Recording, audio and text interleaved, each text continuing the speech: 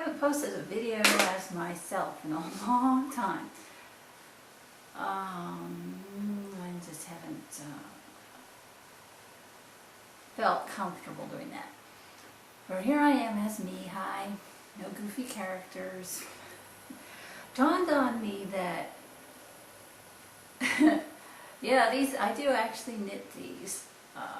You know, I'll say weird stuff like certain characters or certain puppets are in charge of certain things. But of course, there really is only one of me. And I do all the knitting.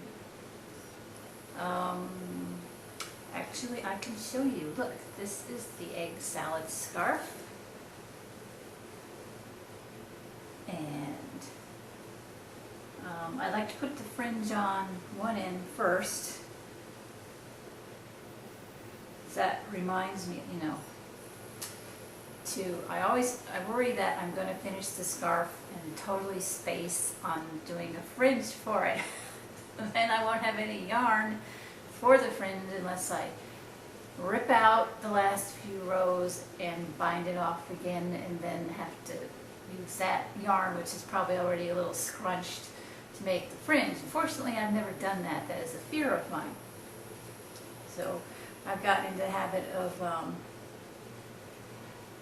scarves take a minimum of 3 skeins. So after the first skein of yarn, I will take the second skein and cut up the fringe that way. To do fringe, you wrap it around a book a certain number of times, and then you cut it, and that cuts it in half. And so you end up with a lot of short pieces of yarn. So to fringe this, you put it in one of the bottom of the loops on the hem.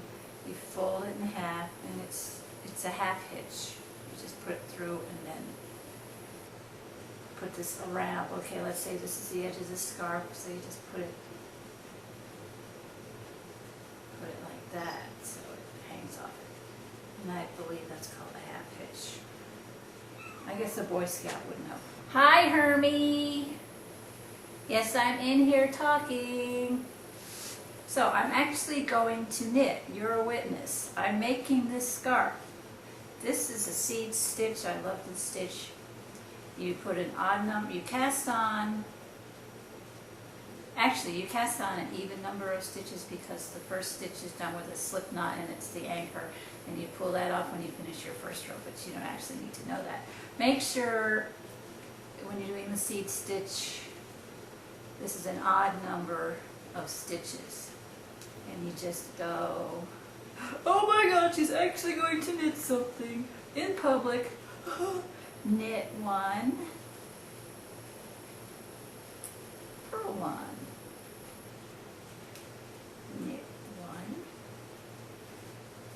purl 1, and you just do knit 1, purl 1 across the whole freaking row, and on the next row you do knit 1, purl 1 across the whole freaking row, and the next row you do knit 1, purl 1. That's all the hell you do, is just knit 1 freaking stitch and purl 1 freaking stitch. Even I can grasp this concept. So I don't complicate my life with fancy schmancy stitches. I like the way this one looks. You know, you find something that works, you stick with it. You want variety, you use different color yarn, different type of yarn. Geez, when I use Fun Fur, that's total garter stitch. That's just knitting, because the eyelash yarn is so long, you can't even see the stitches. So, shoot, what the hell? You know, why go to the extra bother of knit 1, purl 1? Because it does take a little bit more time than just shooting on through knitting garter stitch. I suppose you could purl your garter stitch too, doesn't matter. one lump shows up on one side of the fabric and the other lump shows up on the other, you know. I love the seat stitch. It's excellent for scarves because if you do something like a stockinette, it's going to curl because you get all the same stitches on one side. You have a definite wrong side and a definite right side. And so it's all going to, that's what makes the curl. But this has no wrong side or right side. It's like Switzerland. It's neutral. So anyway, yeah, I just wanted you to witness this. I actually made a mistake here. I screwed up. I was watching a scary movie, and the movie scared me, and I messed up my knitting because I got scared and lost my concentration. Oh well.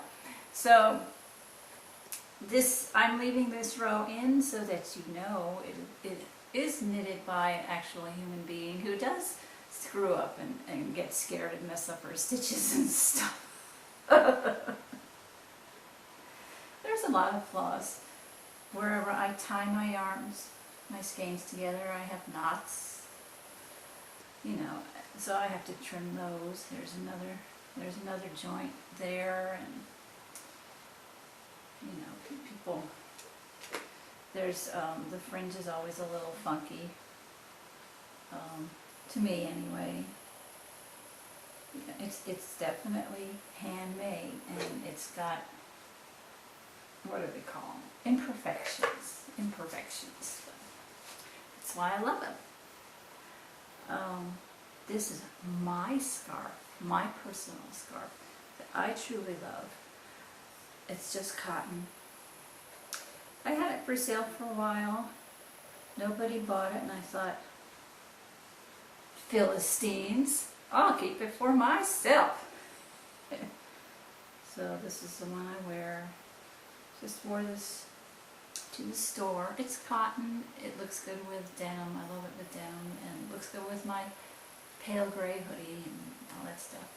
So anyways, I just wanted to chat you guys up a little bit, and I guess I'll post this on my Facebook Scandalous Scarves page, and you're very kind to watch this. I don't get many views anymore. People aren't all that interested in videos, I think, these days. It's kind of become a thing of the past. I'd rather just look at pictures.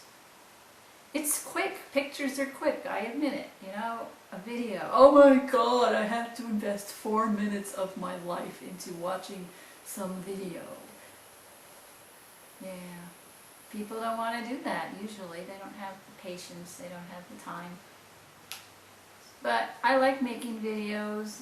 I love it. I love my video making. I love my puppetry. I love my knitting. I'm going to keep doing them. And there'll be people that appreciate that, and hooray for them. Thank you. You're the people I'm talking to, so thank you for watching this. Toodaloo. I gotta watch a scary movie now. Hopefully I won't screw up the scarf any further. No, you don't get a break in price.